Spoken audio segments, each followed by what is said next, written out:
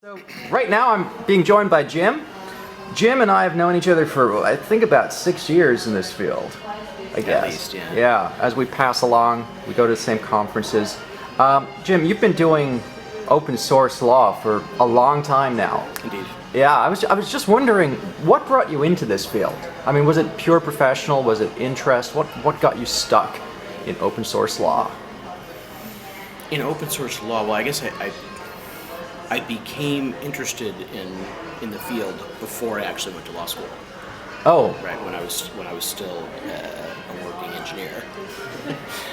People were paying me to write code for a living for a while, unbelievably. But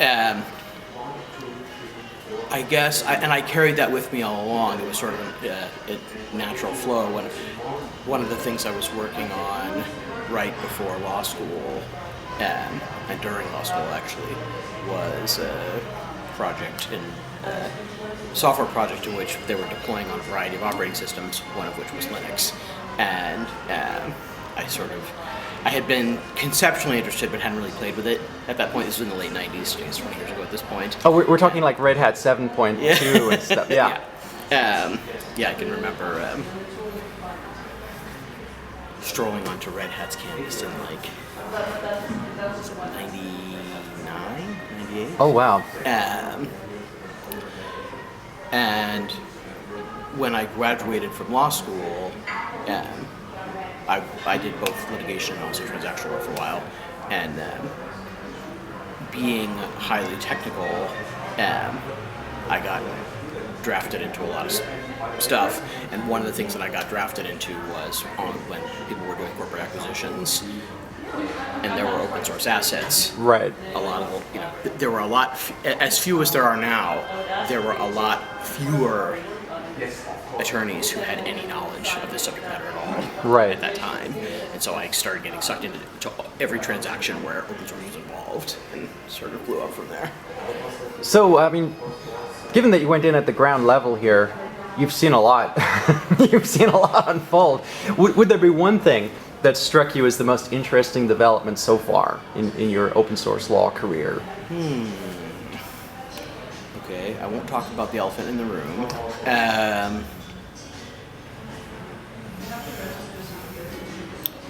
I think the progress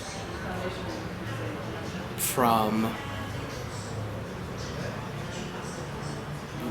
deep concern about risk on the part of corporate America to acceptance to collaboration. Like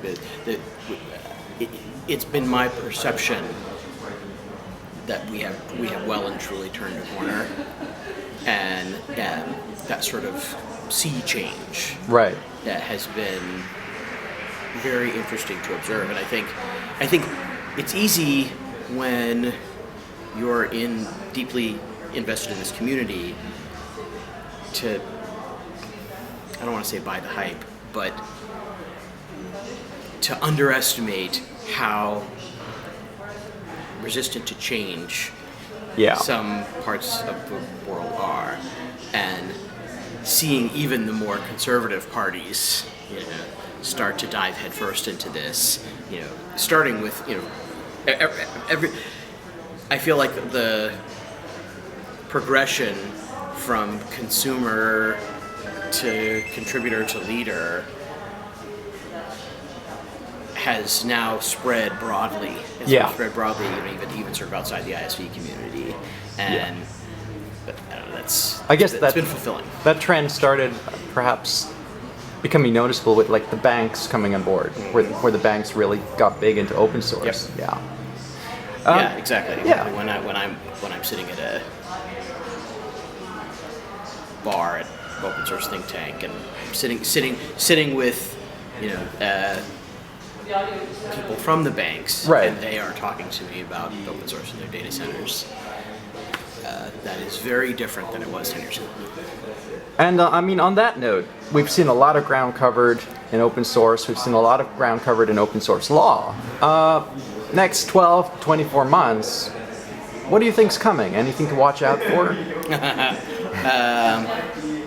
That was a good laugh. Well, again, I'll ignore the elephant. And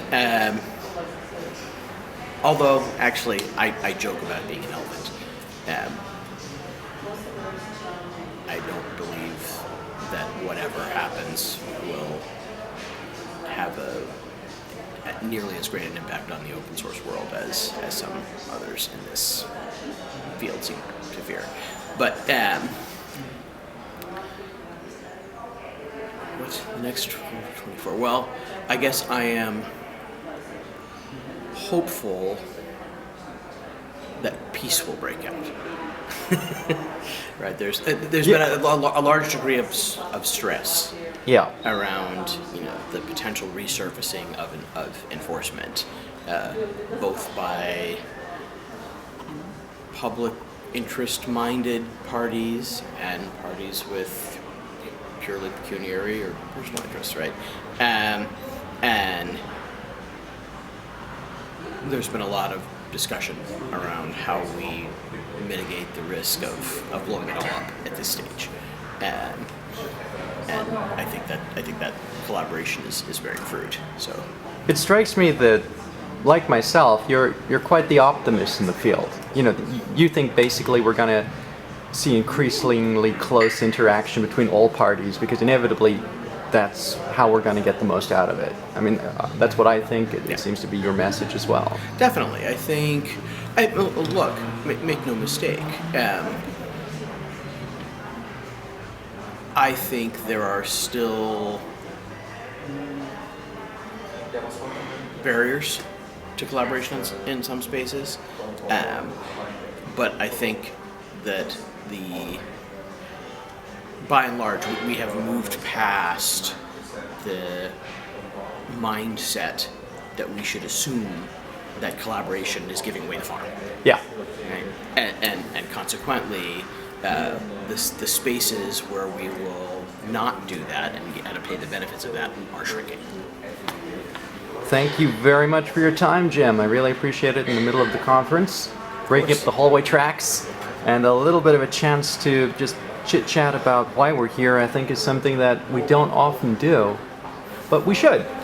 We should, and for anybody who's watching this, I can't encourage them strongly enough to come to these events because the in-person interactions between the members of the open source leadership community are incredibly valuable. You make connections here that are hard to replicate in a low bandwidth medium like a mailing list.